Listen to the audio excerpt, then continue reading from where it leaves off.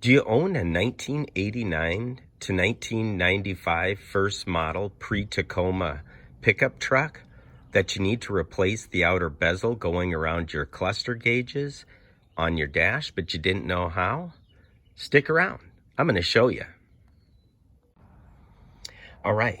In today's video, I'm going to go ahead and show you how to replace the outer bezel on a Toyota pickup truck. These were typically from 1989 until the first model of 1995 that was released. In March of 95, the Tacoma came out. So this is the Pre-Tacoma model. This particular truck is a four-wheel drive model, 5-speed, and it has the what's oftentimes referred to as the SR5 gauges, because in here we do have the tachometer along with the speedometer. We have your electrical, fuel, oil pressure, and temperature gauges. Now with this type, what it came with is this outer bezel. This isn't all one piece like some of them are. Now the problem with this outer bezel is whenever you have any work done to your vehicle, like having your radio replaced, they actually take all of this apart most of the time. And what I think happened is, since I've owned this truck for 26 years now, that I've had the stereo replaced a couple of times, and so they take this apart, and I think either when they were taking it apart or putting it together, this thing now is broke in one place and then it broke in another place. And so then I went to go ahead to see what I was going to have to replace it, and then I snapped off the rest of the tabs. But as you can see, the bezel attaches here with a screw here. This actually is a push pin screw, and then there's another was a push pin on there, screw, and then another push pin. So I'm going to go ahead and show you how to take apart the truck so you can go ahead and replace the bezel. Now on either side of the bottom part of the center console piece, you're going to have these pins. You're just going to go ahead, reach around behind, and you're going to pop it out. Now these usually are in here pretty decent because they have these little plastic tabs going around them. Here with mine, it's in there pretty soft. Now on the other side, you're going to see the exact same thing. Once you go ahead and pop that out, then you can just go ahead and grab it,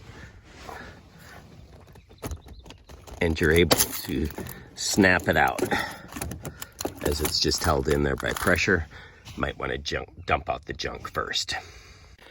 Now that we've gotten the center console piece off of there, next we're going to move on to the right side of the dash and take off the glove box portion. Yeah, we got to do that. So what we're going to do is we got a 10mm bolt here. You have another screw here, and then inside going to be right up here in the corner, one in the center, and then another one up in the corner here. That's going to be all of the screws for this portion. All right, now that we've gotten the center console portion done, we've gotten the passenger side done, we're going to go ahead and we're going to move over to the driver's side. With the driver's side, you're going to go ahead and you're going to see the obvious ones here. We're going to have your 10mm bolt just like you have on the other side. You're going to have a screw up in here. You're going to have another screw over here. You're then on the other side, you're going to have a screw here on just above the emergency brake. There's going to be another screw right there. And then You're also going to have something you're not going to see is right up here on the underside of the hood release. There's going to be 2 screws that you can get to. You'll be able to unscrew them from right up here. That way it'll allow the hood release to hang loosely once we do go ahead and get this undone. The other thing that you're going to have to do is remove this plastic housing that goes around your ignition. Now with this, it's just held in place by 2 different pressure points, one up here and one down here. So you'll end up just grabbing a hold of it. It'll come out. I've already loosened this up, but you'll pop this side out and then you'll pull it straight out here. So then when this comes off, you have this. It's still all secure. You'll just want to go ahead and set that aside and then start removing the bolts. So here we go. All right. Now that we've gotten the screws removed from the driver's side, we'll be able to easily just grab a hold of this, gently pull on it here so it pops out of the pressure points.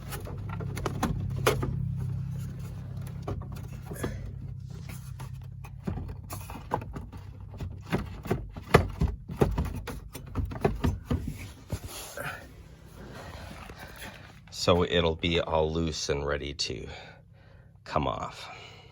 Next, we're going to deal with the air conditioning and heating controls. So what we're going to do here is you're just going to go ahead, move each of these to the center position. Once you do that, you're just going to gently pull these off.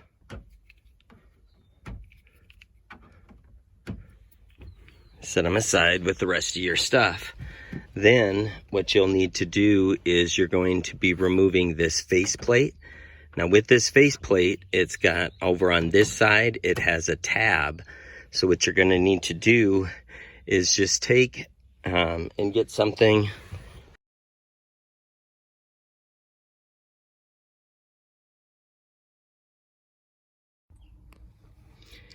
like a flat screwdriver, and you'll want to stick it under here and gently just go ahead and pry it up from this end. Once you get it up and out from this end, you're going to move over to the center and you're going to make sure you pop that out also. As you're popping this out here, you are going to also be popping out your AC unit. It's going to come undone from the back. And then here is that tab I'm talking about. And here, you'll see the AC unit is where it came undone here. We'll just go ahead and undo this, stick that back there. To be honest with you, you can go ahead and leave this attached. This way everything's attached here.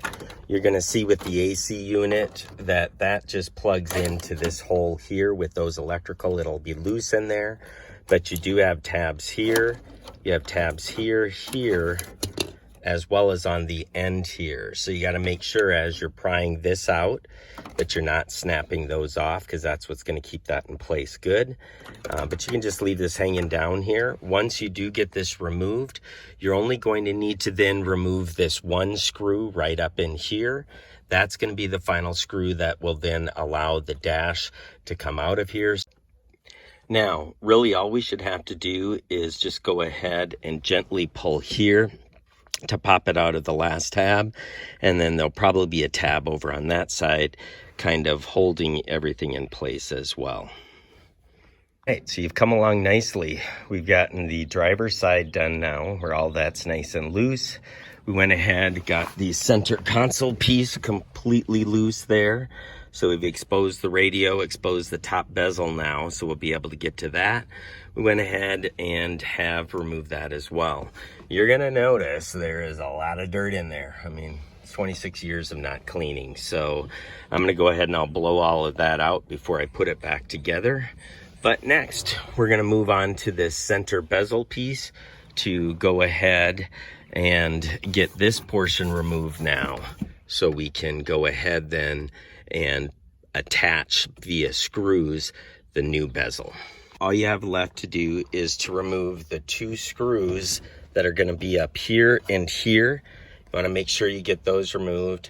Once you get those removed, the rest of this is just going to pop out with little tabs. So do pull on it gently to make sure that you don't snap any of those little tabs off, because that's going to be a large portion of what's holding this in place. You're going to then need to make sure when you're taking it down, you're careful, because you're going to undo the electrical for the dimmer switch here. You're going to also go ahead and then do the electrical for the hazard.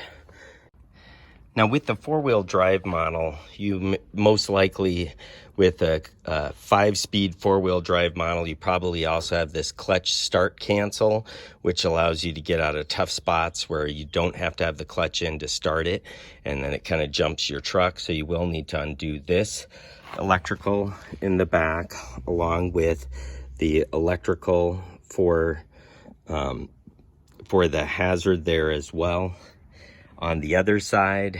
And then on this side, the dimmer lights, you're going to undo that electrical.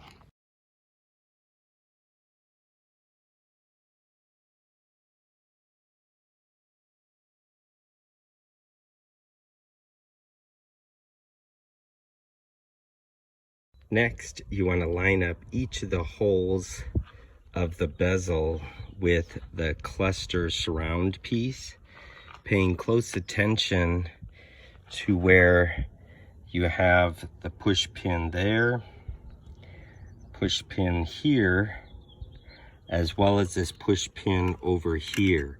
Once you have those set in place, all the other screws should line up nice and easy. Put in the screws, and then we're ready to insert this back into your truck. All right, so we got it all replaced. Now, when you go ahead and put it all back together, my suggestion is going to be to start out with these 2 screws underneath here. Go ahead and put those back in place first.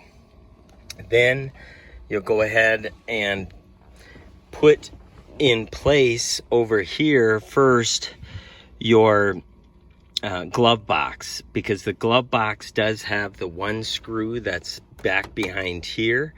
So you want to go ahead and put the glove box up in place, and then go ahead, put the screw in here. And then once you get the screw in here, you can put this front panel back on here, put this bottom parts back on here. But I do find it's definitely best if you start out with these 2 screws, move to putting in the glove box into place, set this screw in place, then go ahead, put your bottom console part on here. This piece is going to go on last, but you will need to make sure that you piece this piece here underneath here. It's got a little tab there that's going to go there, and then you can go ahead and put this on last. But that's just my suggestion. I found that that was the easiest way to get it all put back into place. And now you have a nice solid 1-piece bezel again.